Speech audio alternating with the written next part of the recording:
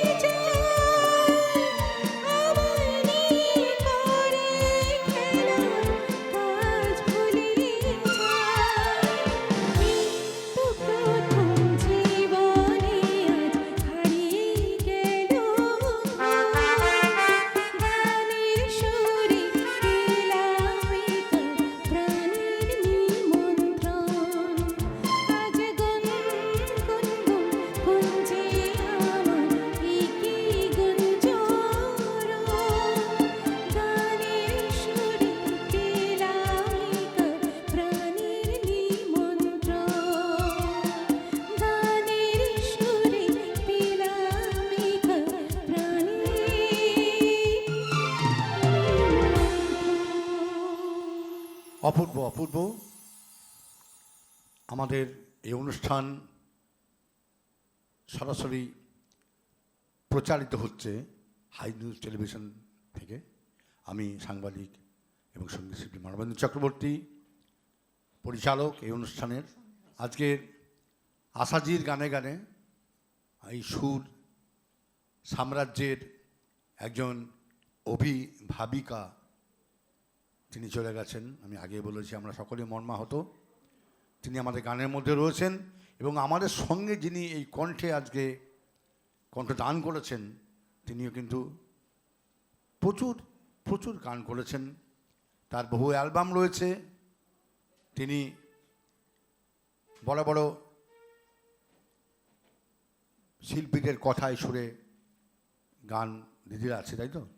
এবং পরে আমরা শুনবো সেই এবং গানগুলো। রাজ্যপাল শ্রী কৃষ্ণনাথ ত্রিপাঠী ওনার কথাতেও আমি সুর দিয়ে বাহ, খুব সুন্দর। রাজ্যপাল থেকে এগুলো আমরা পুরস্কার জানি পেয়েছি। বলে আমরা একটু একটু আমরা শিল্পী সম্পর্কে একটু আলোকপাত করলাম, কিন্তু আমরা আজকে আশাজির গানে গানেই থাকবো। একদম তো আশাজি যে একটা অদ্ভুত গায়িকা, এবং কি মানে তার কণ্ঠের মাধুর্য আমরা প্রত্যেকটি পলে পলে প্রত্যেকটি ক্ষণে আমরা অনুভব করেছি। আগেও তাকে আমরা স্মরণ করেছি বিভিন্ন, তার গান শুনলে আমরা পাগল হয়ে যেতাম। এখনও সে পাগলামি আমাদের সকলের মনের মধ্যে আছে।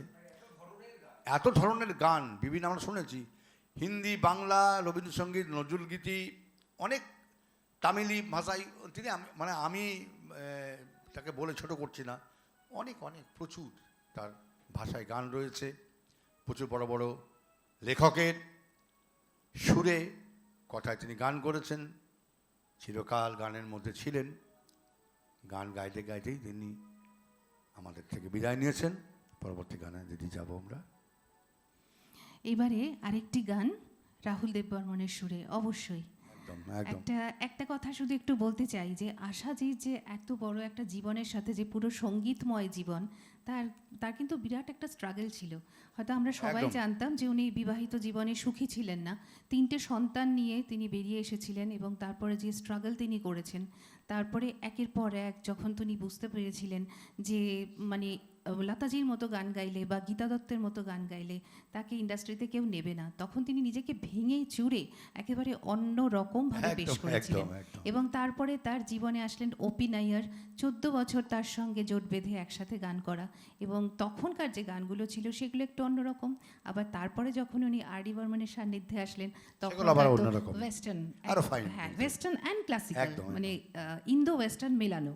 তো এই ধরনের আজকের একটা আর ডি বর্মনের সুরে গান শোনাচ্ছি দাদা। শুনুন।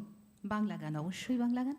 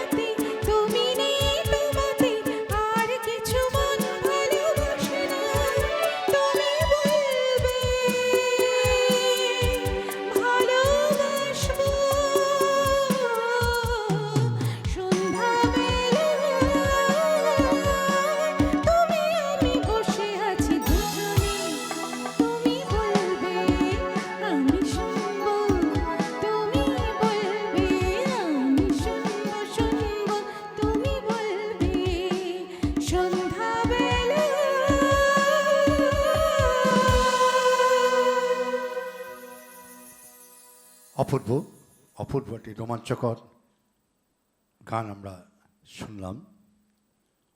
আপনারা দেখছেন হাই নিউজ টেলিভিশন নিবেদিত, আমি সাংবাদিক এবং সঙ্গীত শিল্পী মানবেন্দ্র চক্রবর্তী পরিচালিত কথায় সুরে গানে গল্পে ফিরে দেখা আজকের অতিথি। একটা বিশেষ অনুষ্ঠান আমরা রয়েছে আশাজির গানে গানে। আপনারা জানেন যে আমরা এই যে অনুষ্ঠান করি, আমাদের মূল উদ্দেশ্য কিন্তু যারা প্রকৃত শিল্পী, এমন অনেক শিল্পী আছেন যারা টেলিভিশনের পর্দায় আসতে পারেন না, তাদেরকে আমরা সংগ্রহ করি। তাদের সংগ্রহ করার পর আমরা টেলিভিশন তাদেরকে নিয়ে আসি এবং একটু তাদেরকে বিকশিত করার চেষ্টা করি, প্রকাশিত করার চেষ্টা করি। আমাদের এই অনুষ্ঠান দেখছেন বিভিন্ন দেশের প্রান্ত থেকে। রিসেন্ট আমাকে